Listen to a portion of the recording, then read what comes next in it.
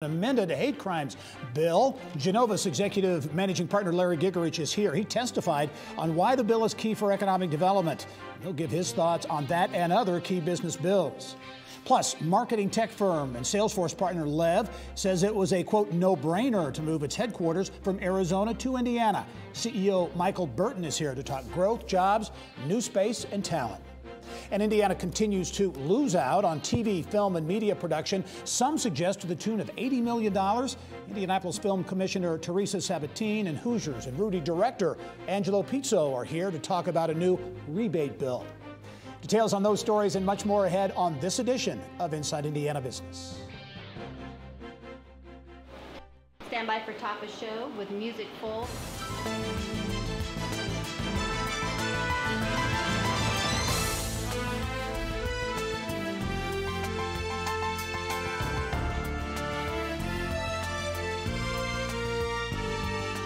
Stand by D1 Sound, sponsored open with music. Stand by camera 3 with Gary. We're out in 5, 4, 3, 2, dissolve, cue Gary. Hello and welcome to Inside Indiana Business. I'm Gary Dick. Well, a number of business and technology related bills are progressing through the Indiana General Assembly, and one bill getting a lot of attention in the business community was in the spotlight this week, and part of a heated debate as well at the State House, a so-called hate crimes bill. Genova's executive managing partner Larry Gigerich was there. He testified on behalf of that bill, and he's here with reaction to an amendment to that bill that has put some unwanted focus on the state. Larry's always welcome to the program. Thanks, Gary. All right, let's talk about the hate crimes bill. We knew it was going to be a hot button issue going in, passed through a committee earlier, and then midweek amendments were put in to essentially take out various groups. Yeah, a really surprising development in a 24-hour period. Right. So Monday had a hearing, testified, as you noted, in support of the bill, and overwhelming support. I mean, almost triple the number of people testifying in support as compared to opposed. Passed out of committee 9-1, overwhelming support from committee members, and then was was amended on the full Senate floor on Tuesday to remove all the list of protected classes. What happened? You know, it's really hard to tell. Yeah. The momentum coming out of the hearing was very, very positive, and the belief was it would pass the full Senate with the list in there. I think there were some concerns about it standing up to legal tests, and then partly some concerns about if you put in a list with some people, could some people feel like they were excluded from protections? And I should mention that a vote may, in fact, another vote may take place as we're taping this this edition of the show. So that another moving piece in the whole dynamic. Why is this so important? Why is this so important for the business community, technology community, and economic development? Well, in my testimony, I really focused on the talent issue. That's really what it is about. When 80% of companies make decisions in terms of projects where they're going to locate them, talent is the #1 driver. Right. And we have to do everything we can to show that we're welcoming the talent, in particular as we try to get people from out of state to come to Indiana. Okay, all right. Several other key bills making their way through the State House. A regional development tax credit. Now, that's somewhat of an alternative to what was the Regional Cities Initiative? Yes. So the idea behind the regional tax credit is to encourage individuals, corporations, other organizations to invest in important regional projects. Tax credit can range from 15 to 25%, depending on how it fits into a regional plan, but could be a real catalyst for investment in the regions around the state. And that seems to have support? It has momentum right now. It's being currently reviewed by the House Ways and Means. Another one, important one, taxation on data centers, which has been up before, but there seems to be some momentum. Why is that an important bill in your view? In particular with Indiana, it's not been competitive for data center projects. We have business personal property taxes and then sales taxes that affect energy and the purchase of equipment. So it's been very hard to compete, especially in the Midwest with Iowa and Ohio that have attracted companies like Facebook, Apple, Google to put in large data centers. And getting it out of the House by a vote of 95-1 was a huge step forward in the past week. So you think this has some I think it has a real chance of getting done this time. Tourism is big business in Indiana, but over the years, the state has really not funded tourism to the level of other states. There's a measure now that will create a public-private partnership, essentially, much like the Indiana Economic Development Corporation for tourism. Yeah, I think it's a huge step forward, and give credit to Governor Holcomb and his team for taking a hard look at this issue, recognizing that we were losing tourism and hospitality dollars and saying we need to create a different entity that would allow us to raise money from the private sector and foundations and not just rely on state government money to lead tourism development in our state. All right, lots going on at the State House. You're a busy guy, Larry Gigerich. Thank you for taking time to stop here, and we'll talk to you soon. Thanks, Gary. All right. Well, still ahead, could a new rebate bill attract more filmmakers and media production companies to Indiana? Indianapolis Film Commissioner Teresa Sabatine and writer-director Angelo Pizzo are here to explain how it just might help Indiana compete with surrounding states. But first, Lev is on a roll and on the move. The marketing tech firm provides support for Salesforce customers and decided to move its headquarters from Arizona to Indy. CEO Michael Burton is here to discuss why.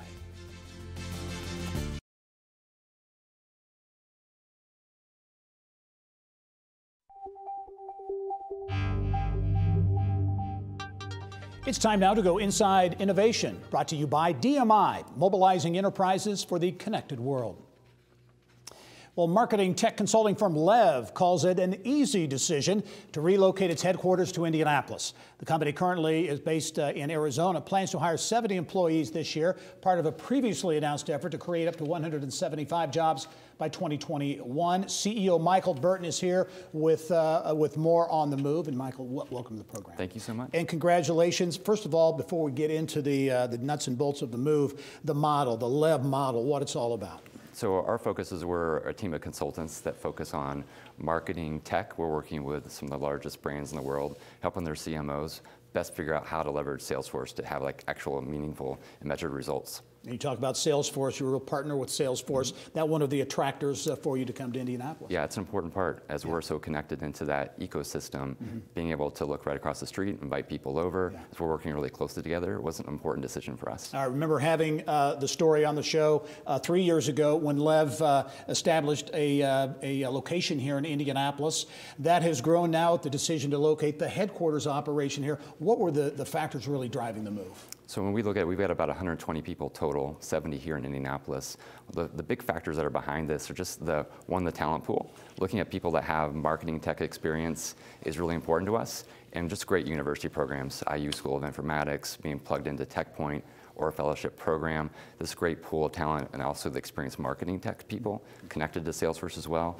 That's what really made this an easy decision. I was going to ask you about that. We talk about marketing tech because Indianapolis has really established itself as a hub, as a center for marketing tech. Did that kind of weigh into this as well, having this the talent and the other expertise in that area? Yeah, it's important for us looking at just the kind of needs from our customers, having that strong marketing tech experience. As digital marketing continues to grow, there's just not lots of great pools of talent, and we just happen to be lucky to have that right here in Indy. Yeah, we saw some video earlier of the announcement this week of the headquarters move, and you talk about talent because that's a big issue, not only in technology, but across all sectors, and of course not only here in Indiana, but around the country. As you look at that tech pipeline, a lot of universities, colleges and universities, world-class in Indiana, how do you assess the talent pipeline here in Indianapolis and beyond in the state of Indiana? We think it's fantastic. I think that's why we're so plugged into the universities here. Looking at computer science, informatics, there's just a tremendous amount of talent. So we're trying to ramp up our recruiting efforts to get our name out there in front of more universities because we need that talent coming in from new college grads immediately. You got the now hiring sign on at Lev. Give us an idea of some of the kinds of people, the talent that you're really looking for. We're looking people that have digital strategy experience, marketing, advertising, ad agency experience, and lots of technical consultants, in addition to people that have kind of customer success, account management. Those are really high priorities for us. All right, another tech company hiring, moving its headquarters to Indiana from Arizona. Lev is the company. Michael Burton, the CEO. Michael, as always, thanks for joining us, and we'll talk to you soon. Great, thank you. All right. Well, here's what's on tap now in tech news, served up by Sun King. After more than 30 public events and meetings and over 1,500 ideas submitted by residents and students, Fishers leaders unveiled the Nickel Plate Trail Master Plan 2040 this week. The stretch from 96th Street to 146th Street will feature 5 distinct segments. Launch Fishers founder John Wexler says the plan is what happens when a city acts more like a startup. Governor Eric Holcomb has announced the 2019 Girls Go CyberStart Challenge, the competition to encourage girls to pursue tech-based learning and career opportunities. Indiana is one of 16 states to participate in the inaugural event hosted in 2018 by the Sands Institute. And Trine University has announced the winners of its 6th annual Innovation Challenge. Awards and scholarships for the challenge funded by a $100,000 gift from Fifth Third Bank of Greater Indiana, and those winners were named February 15. And the list of winners and all of the tech news can be found 24/7 at InsideIndianaBusiness.com. Still ahead, Allied Solutions expects to double its team in Indianapolis over the next decade, but needed new space in an area that would help them attract and keep talent. In our Culture Matters segment, we'll show you why the Carmel Midtown area was the best option for a new headquarters. But next, state lawmakers discussing a bill that supporters say would not only help create jobs, but retain Hoosier film students from nearly 20 colleges and universities. Indianapolis Film Commissioner Teresa Sabatine and writer-director Angelo Pizzo have the latest on the film and media production rebate bill.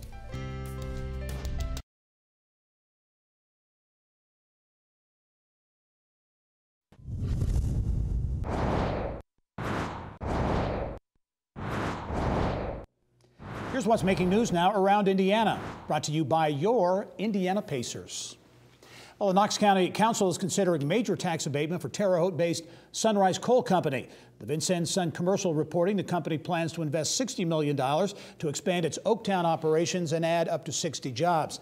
Meantime, White Stallion Energy in Evansville says it plans to close its Warwick County operation, and that will affect about 80 workers. Minnesota-based KGP Telecommunications has detailed plans for a major workforce reduction in Warsaw. In a notice to the state, the company says a sudden decrease in business resulted in the decision to lay off about 300 employees.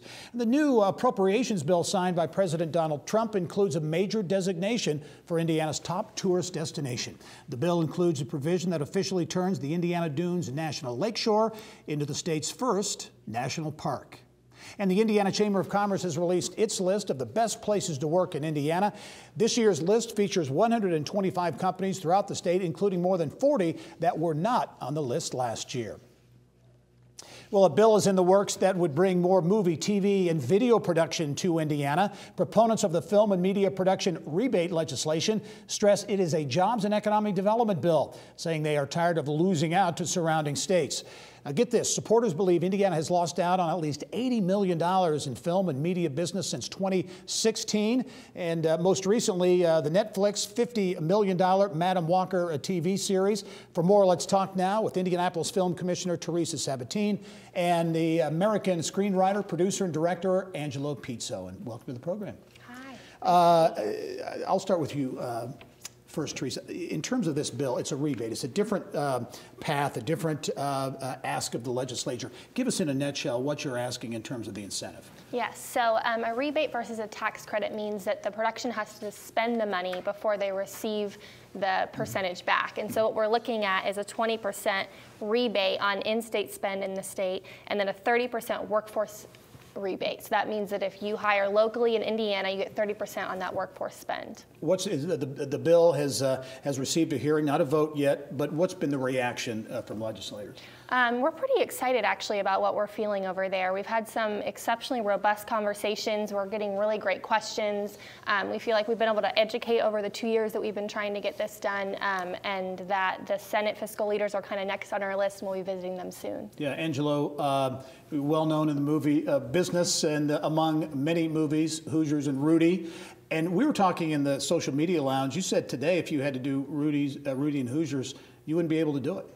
No, we would be fiscally irresponsible because in states like Illinois with 25% tax credit, Kentucky with 25% tax credit, and Ohio with 30%, we would be giving away 30 cents on a dollar if we shot Hoosiers or Rudy here in this state. Wow. So it would be very unfortunate if we had a movie called Hoosiers all shot in Ohio. Yeah, absolutely. But you talk about this being really a jobs and economic development, type thing, and the fact that Indiana stories, I mentioned Madam Walker, among others, are not being told here.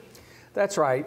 We've been told anecdotally how many times that people travel over the world And we're talking about governors who tell me that people always bring up the movies Hoosiers and Rudy and Breaking Away. Right. And they're part of the iconography and the culture and perception of who people are in this state. Well, we are not able to tell those stories anymore. And it's really unfortunate because I think we take great pride in those movies.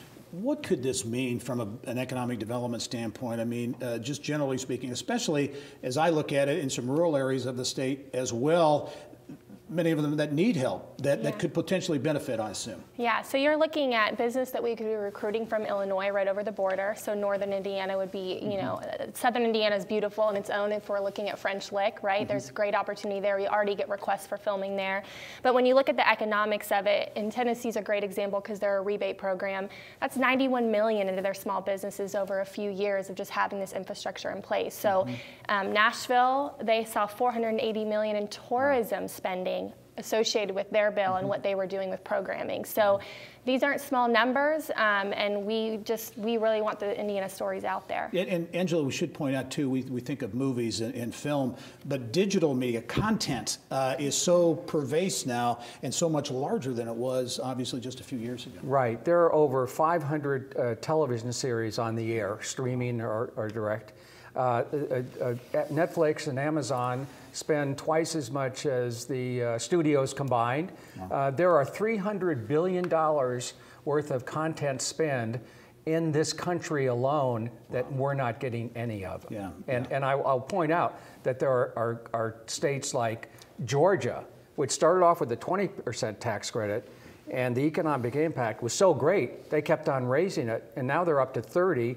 And there are more movies shot in Georgia than there are in California. Right. So as we wrap up, 10 seconds, you don't know where it's going, obviously, but do you feel good about the reception that this bill is getting? Yeah, we feel very positive. We think it aligns very well with Eric Holcomb's next level opportunities for Indiana. This is really thinking about the future, where everything's kind of going, and how we can create innovative jobs in the state. All right, Teresa Sabatine, Angelo Pizzo, thank you both very much. We'll be following the story. Thank you. Thanks. Well, the International Center in Indianapolis has named Indianapolis Zoo CEO Michael Crowther the 2019 International Citizen of the Year. The organization citing his achievements, including founding the Indianapolis Prize, considered the world's leading award for animal conservation, as well as his work in diversity at the zoo. Coming up next in this month's Culture Matters segment, First Person's Brian Brenner takes us inside Allied Solutions' $33 million headquarters in Carmel's Midtown District. There he is in the Inside Indiana Business Social Media Lounge, presented by the seasoned commercial bankers at Star Bank, getting to know you and your business.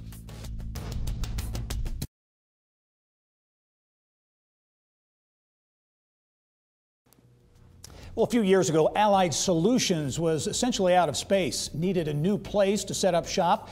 They didn't hesitate to be the first anchor to commit to Carmel's Midtown project. A 500-employee team moved into the $33 million headquarters in December of 2017. In our Culture Matters segment this week, First Person's CEO Brian Brenner is here with a look at how Allied's past has really helped shape its future. Brian, as always, welcome to the program. Thanks, Gary. Glad to be here. Allied Solutions, it really is an entrepreneurial story, a family success story that started back in the 1970s. Yeah, phenomenal. Melissa Eldridge, who started the company many years ago, who's still involved, fantastic personality, 3 sons in the business, has always been committed to this area, and they've just grown like a weed. It's been a fantastic story and good for a lot of people. You talk about commitment to the areas, as mentioned. They essentially were out of space, needed new space for the headquarters, and didn't hesitate in selecting. Actually, I believe they were the first tenant in Carmel's very high-profile Midtown project. Yeah, that's right. They've been in Westfield, Carmel for many years. Actually moved not that long ago to a headquarters just prior to this one, and really felt committed. They tend to commit to the markets they're in, Iowa, Texas, and of course the headquarters here. And they made that commitment, and it's just working out so well to have that flow of their people throughout the day, lunch, walking, just been great for morale and for their culture. And that culture of a family business really permeates through the organization. Allied is now a subsidiary of Securian Financial Group, the parent in Minnesota, and a family member has ascended actually to the head of that. That's right. It's an unusual story. They allow a lot of autonomy here for Allied, and but Chris Hilger, who was Melissa's son, is now the CEO of Securian. And so you don't see people swim upstream like that much, and it gives us just a great lot of security that Allied will maintain committed to our local market. Yeah, family themes, no doubt, but when we talk about the culture at Allied Solutions, growth is really, that kind of permeates throughout the company as well. It really does. When you walk in, you have that sense of growth. They're a sales organization, so there's the sense that we're going to make a goal, we're going to beat the next guy. And really, it's a great place for people to come with not a lot of experience or particular expertise and work hard, be challenged, grow, be developed, be invested in. It's a great place for people who are looking for that next step. They have been growing in a big way in terms of headcount. And you mentioned that opportunity piece at Allied Solutions, and there you see the ping pong table, so they have fun at work too. But you mentioned that opportunity, so they're looking for good people, and again, not necessarily with specific industry experience, where you can come in and you can really grow. That's right. There are a lot of jobs from entry level up to executive, and those are all right here in Carmel, and they really are a place where you can dig in and you can grow, and you can feel like you're part of something like a family. And so it's a fantastic story here, right in Carmel.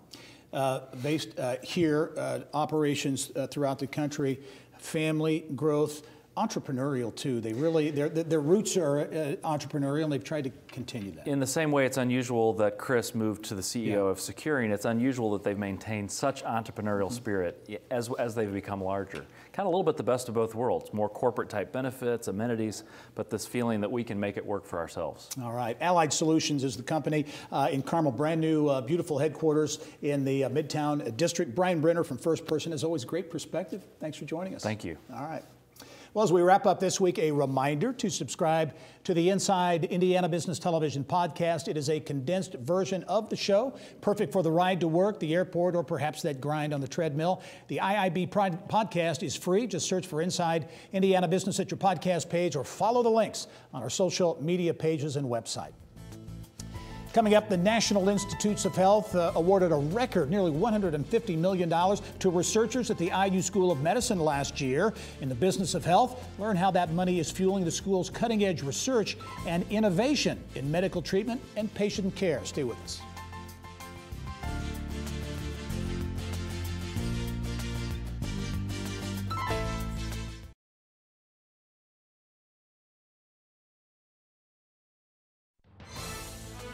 Stand by D1 Sound, sponsored open with music. Stand by camera 3 with Gary. We're out in 5, 4, 3, 2, dissolve, cue Gary.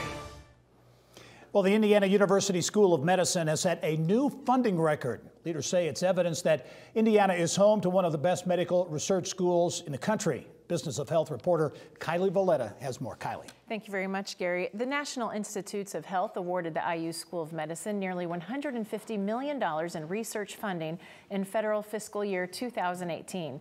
That marks a 10% jump from the previous year and sets a new record for the school.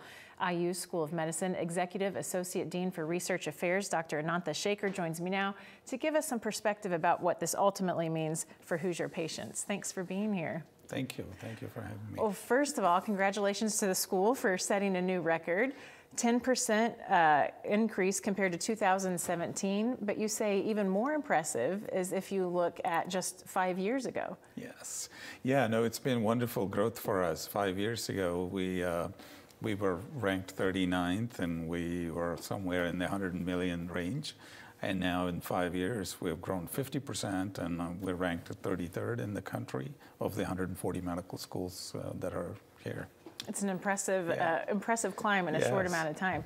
So this ability to steadily increase funding over the last several years, even in a very competitive environment, what is causing your ability to do that?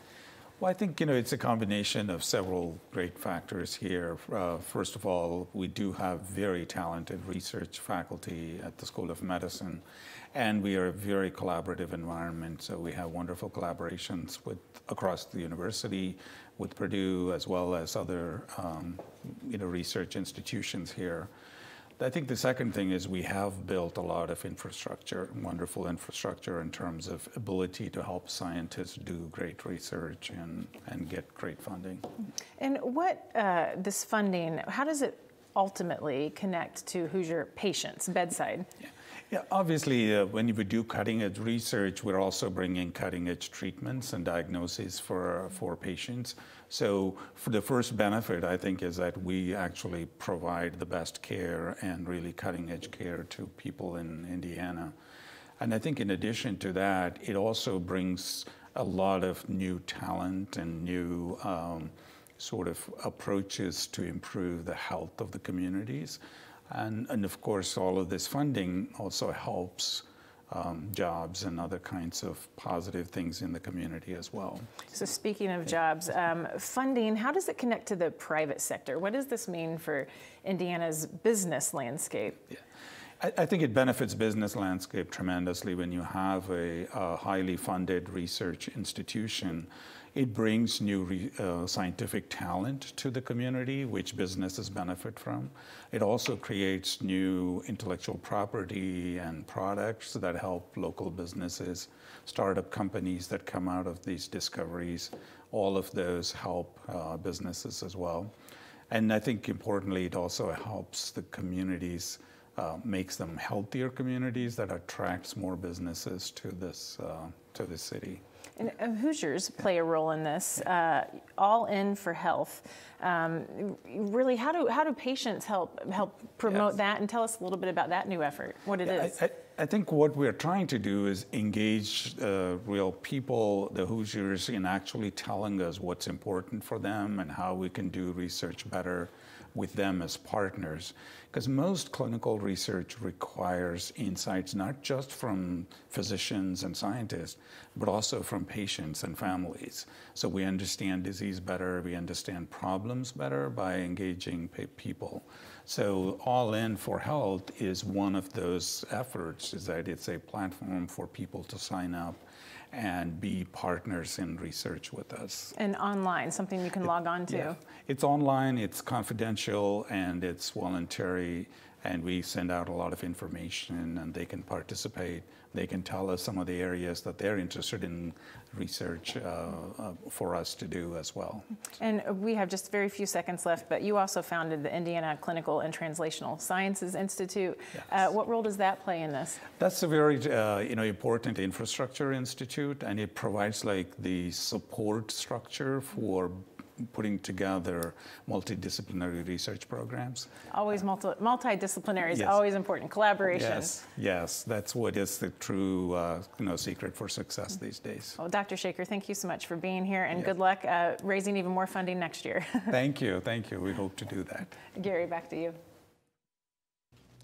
All right, Kylie, thank you. Well, middle school students at Paramount Schools of Excellence have a unique hands-on entrepreneurial opportunity, churning out artisan cheese. From start to finish, the cheese is handcrafted by students and staff, and it's on the menu at a number of high-profile restaurants, markets, and bistros around Indiana.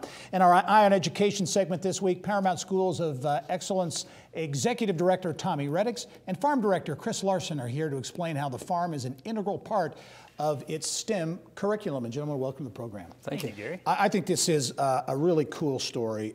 First of all, Paramount Schools of Excellence. Talk about the school itself, near east side of Indianapolis, a charter school. Give us kind of the model. Yeah, we opened in 2010 with about 369 kids, kindergarten through 8th grade, a mayor's authorized charter school. Since that time, we've grown to over 800 students in the same area.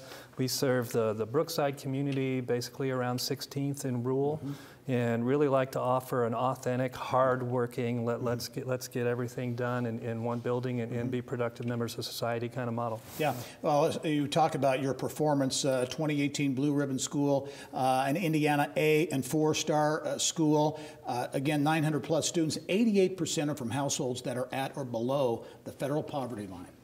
Sure. Our families face a lot of challenges, and we want to be there to be an anchor in the community to support some of those challenges and to come alongside them to help in that journey and make sure that we're giving their kids an excellent opportunity for success down the road. Chris, and I think this is really fascinating. You've got literally a working dairy farm at the school, producing cheese that is available in a number of places around the state. Give us that model in terms of the working farm, the dairy operation, how the students get involved. Absolutely. So we have about 5.5 acres in the entire school campus, and about 1 acre is taken up by our practices. That's a herd of 6 dairy goats, a flock of 21 chickens. We keep bees in an apiary, and then we have a vegetable production garden. And students are involved in multiple levels across the board throughout the school year, making connections to their classroom curriculum, and then over the summer being hired on as student workers. And they are actually producing cheese that is sent out and consumed in the general public. Joseph DeQuee up in Northeast Indiana, which is a very famous restaurant in the state, is one of them. Talk about some of the places where the cheese is offered. Yeah, so we make 2 types of cheese, an aged goat cheese and then ricotta. And the aged goat cheese goes through retail markets such as Goose the Market, Wildwood, Tyner Pond Market, and then our school market. And then the ricotta is featured on menus at places like Ashen Elm, Cannonball Brewing, Grand Junction Brewing, and then up at Joseph DeQuee. Tommy, as you look at the need for a function like this, talk about the rigor of the classroom work and things, and the need for this kind of thing in your curriculum offerings. Right. The intensity of work that goes on in our classrooms is really important, and it's really integral to the success of our kids. But if they can't balance that out with an authentic experience, it's kind of recharging. We feel like that we're going to reach burnout, and there's no way to sustain. And so having some of these really rich programs like the cheese making and the gardening and the summer employment really provide balance for our organization and enable us to keep thriving. As we wrap up, as you look for opportunities for growth, can you see whether it's the dairy operation or other operations on the farm and the urban agriculture piece, do you see that growing? We do. We think as we grow, we want to continue to scaffold excitement around our academic model and create these authentic experiences, especially in environmental education and STEM, where we're finding some great success. And the kids, the experience that they have when they leave the school, that's really hands-on experience. It's hands-on and it's practical working knowledge. They're going through true job opportunities and gaining lifelong skill. Yeah, amazing story. Paramount Schools on the near east side of Indianapolis, really an urban farm, a dairy, and I'll look for the cheese as I get around to restaurants around the state of Indiana as well. Tommy Goretic, also Chris Larson. Thank you both for joining us. We'll talk to you soon. Thank you, Gary. Right. Well, a reminder, all of our IN Education segments can be found at InsideIndianaBusiness.com. If you have an interesting story idea, please send it to segment producer Tara Twig at ttwig@growindiana.net. Well, another big education story this week, Purdue University President Mitch Daniels announcing he plans to hold tuition at 2012 levels for an 8th consecutive year. It means students on the West Lafayette campus will continue to pay less than $10,000 a year in tuition. The university also giving a one-time $500 appreciation payment this spring to more than 80% of non-faculty staff on the West Lafayette campus. Still ahead, our insiders will sound off on some of the week's top stories, but first, residents and students helped create the Nickel Plate Trail Master Plan 2040. We'll show you how their ideas will transform the stretch from 96th to 146th Street in Hamilton County.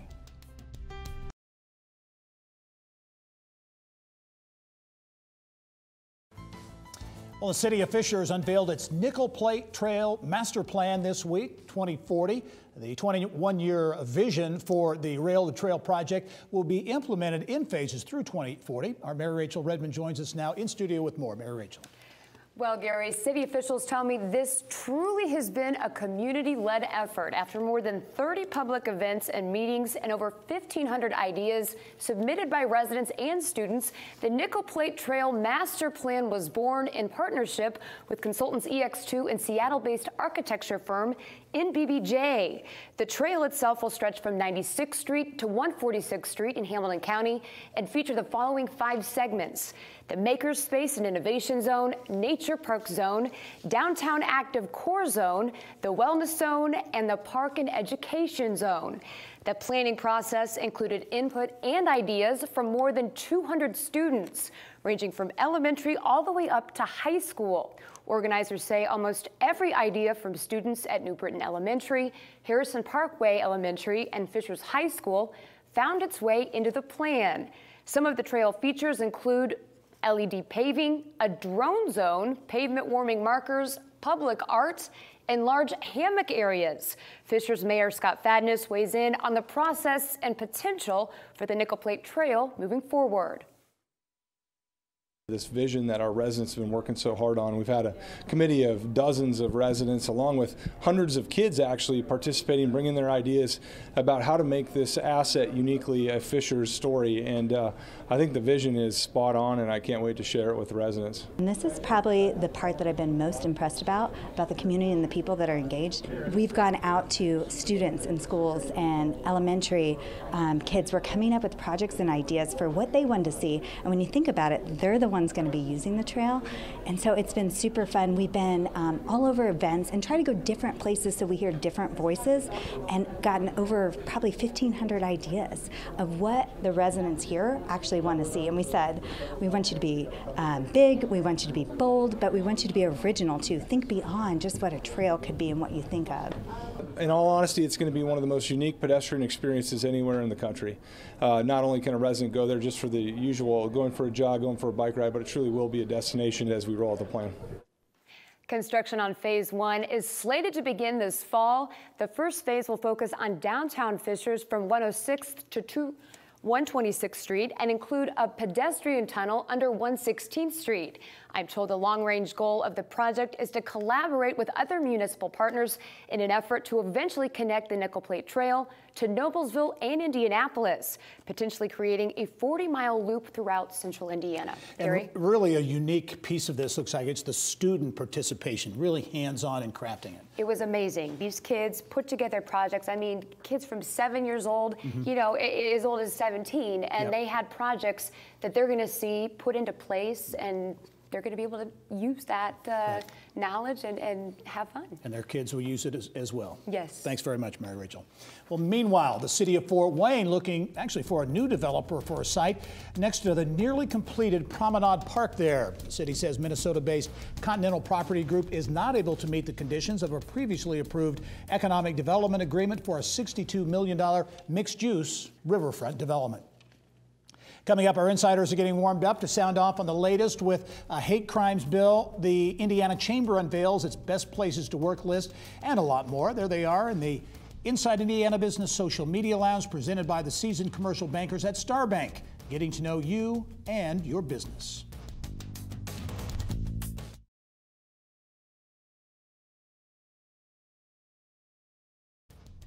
Well, each week, a group of insiders joins me to offer perspective on some of the week's top stories. This week, sounding off on the Senate GOP amending a hate crimes bill, Fishers leaders unveiling the Nickel Plate Trail master plan, and a marketing tech firm bringing its headquarters from Arizona to Indiana. Our insiders this week are Vox Global Managing Director Mike Marker, also Clear Object CEO John McDonald, and Kiwanis Youth Programs Executive Director Christina Hale. And welcome one and all to the Insiders for another week. An eventful week certainly at the Indiana State House. A number of measures making their way through the State House. The one getting perhaps the most attention and the most spotlight, most debate, John, is the hate crimes bill. And passed out of committee, but then the protections for groups were taken out of the measure. 24 hours later. Yeah. And I can tell you in the technology community, we have been on the telephone almost 24 hours a day with our business leaders.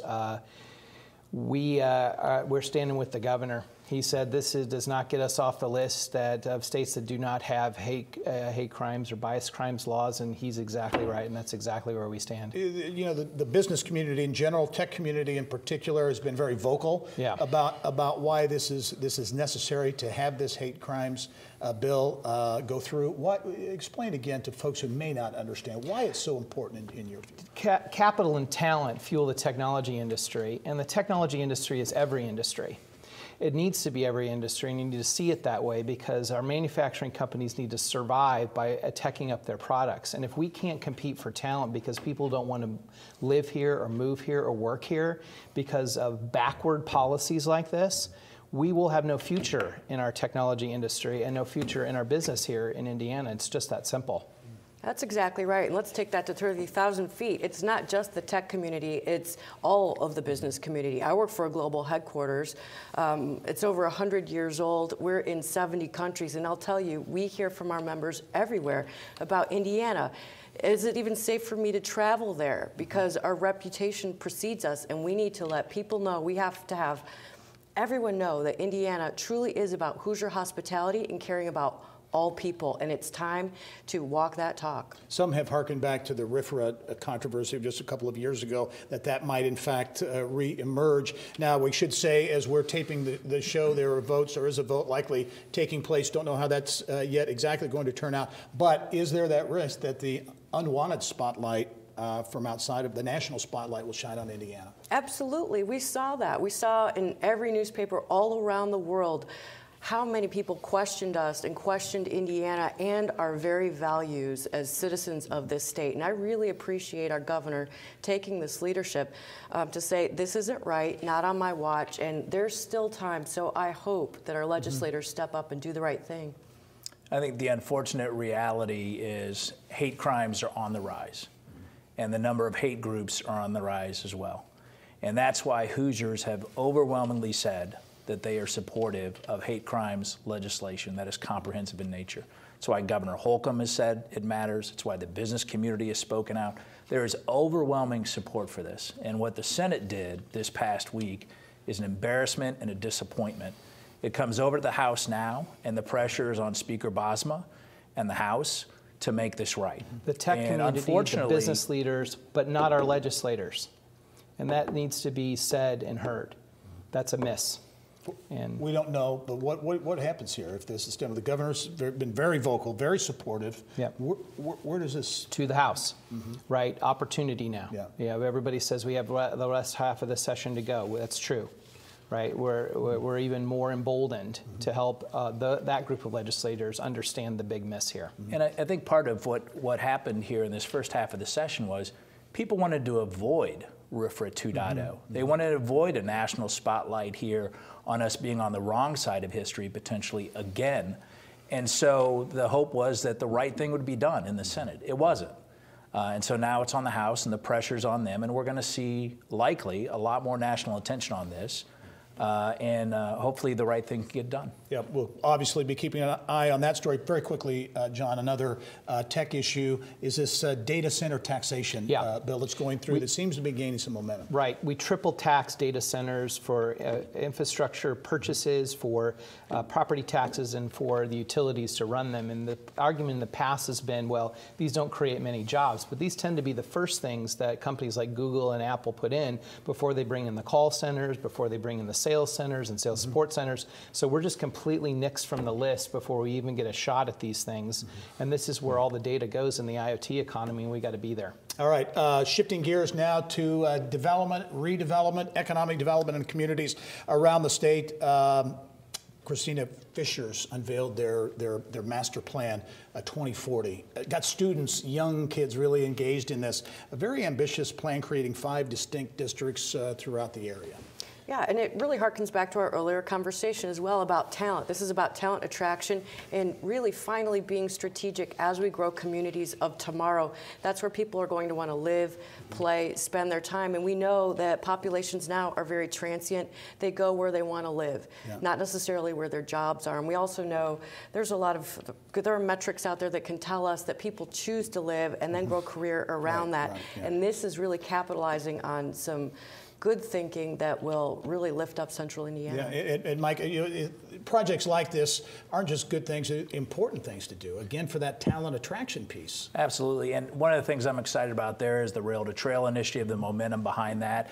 And not to forget the assets that are currently there, like Conner Prairie, what they're doing on the White River. And I think what you see happening there is good for employment, it's good for talent attraction. It's also making it a destination that people would like to come from a Chicago or a Cincinnati or other places to come visit, spend their dollars, spend their time. Should mention also, Mike and John, you can weigh in too, but Lev, again, a marketing technology company, had a presence here, moving their headquarters from Arizona to Indiana, adding to this hub, this vibrant ecosystem, if you will, of marketing technology companies. Yeah, the 3-year success story, moving their headquarters here. They talk about how each space they go into, they keep growing out of, which is a nice problem to have. One thing to watch, though, they're a Salesforce partner. Yes. Salesforce is important to them. Back to hate crimes, Salesforce is pretty disappointed right now in what's happened. And they were part of the RFRA initiative, too. So if we want organizations like LEV to grow, we need to do the right thing. Even the great celebration going on of the Fisher's rail history in this project doesn't overcome that problem. Yeah. It really doesn't. One issue too I should have mentioned at the State House, Indy 11, Indy's soccer team, have for several years ownership been trying to get a new stadium. There's a big proposal out there now. That proposal at the State House is moving forward. Got some positive reaction for what ultimately could be, if it happens, a new stadium and mixed-use development. And once again, this is about vision for neighborhoods and growing places to live, thrive, enjoy. Sport has been a great strategy that Indianapolis and Central Indiana has tended to double down on for great effect. Ursal Ozdemir once asked me, Christina, where are the visionaries that are looking at the horizon and seeing the next tall building?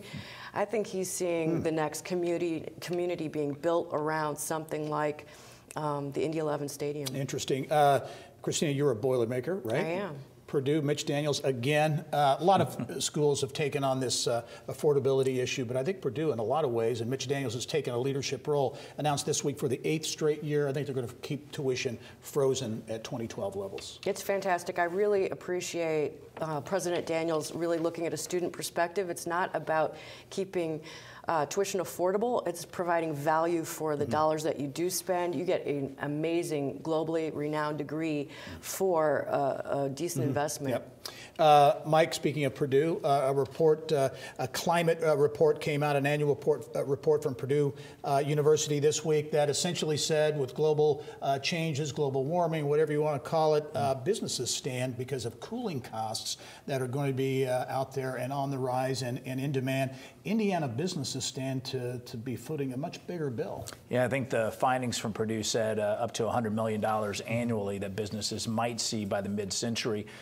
It's good that they're coming out with those findings. It's also nice to see Indiana University with their Environmental Resiliency Institute that's working with community, local elected officials to plan for what comes next. So if it's infrastructure, roads, bridges, waterways, that they can address the big climate change that's ahead. Speaking of, as we were earlier, quality of life, quality of place, the Indy Chamber has unveiled plans for a music strategy, trying to leverage the heritage, the history, the diversity of music that already exists here, but really trying to amp that up and make that part of the culture, part of the vibe here in Indianapolis. What do you think of that? Well, we need to do some things at the State House as well around making that a good place to build businesses as well. I mean, when you're doing the community work now of building programs for Netflix or music or whatever, these are really small businesses that you need to get venture funding for and the like, and we're kind of keeping that down in our business community now, not seeing them that way. So hopefully we can wrap around that effort some things to build those companies up too. 10 seconds, Christina, what do you think? Good strategy, good idea?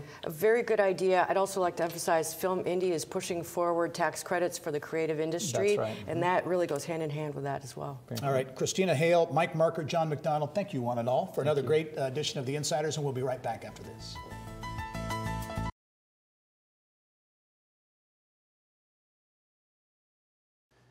Well, this is a bit of a bittersweet ending to the show this week as we bid farewell to Tracy Chen, our longtime producer. Tracy came to us from Wish TV almost 11 years ago, big contributor to our Inside Edge e-news product, moving over then to TV, became producer of the TV show, then executive producer. And Tracy will be leaving us to take a new role outside of television. And Tracy persuaded you to come on set here. You've been talking in my ear for all these years. We're going to miss you. I'm going to miss you too, Gary, and really all the staff and the crew here. I mean, it's been such a pleasure and a joy to speak in your ear and to put the show together each week. So I'm really going to miss this. Well, we're going to miss you. And on behalf of everyone on the crew, staff, good luck. You're going to do great things. Thank you, guys. Thanks so much. And thanks for joining us. Go out and make it a successful one.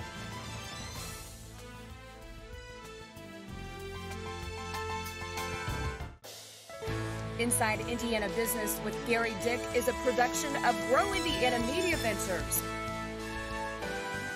with support from WFYI Productions.